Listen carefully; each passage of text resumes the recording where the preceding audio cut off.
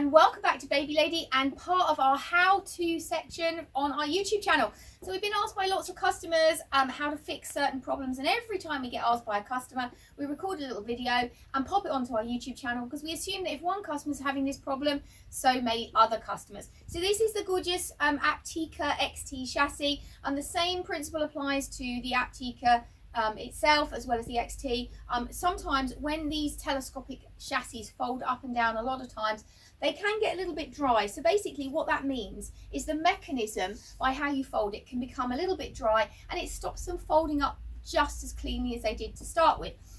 So what we would recommend is a silicone lubricant. Do not use any oil or grease. If you don't have access to a normal silicone lubricant, you can actually use a can of Mr. Sheen. I'm not advertising Mr. Sheen, but it is something that most households have. It is completely non-toxic and non-harmful to your baby. It's non-harmful to your chassis, and because it's silicone based, it just helps get rid of any grit or dirt that might be in your chassis. So this is how you lubricate your handle, and this will help with your folding mechanism. So what we're going to do is we're going to take our lubricant and we're going to spray it particularly around the joints, because what we want is we want this lubricant to feed through when we fold it.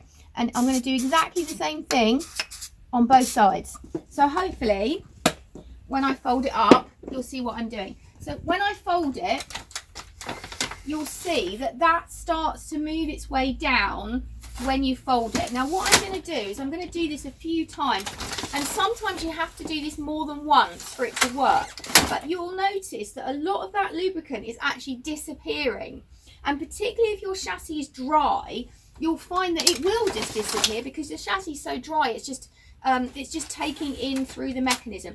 So this is what we want to do, is we just want to do this half a dozen times, fold it up and down, and see if that makes a difference. And then when I've finished, all I'm going to do is I'm going to blot off the excess of that polish.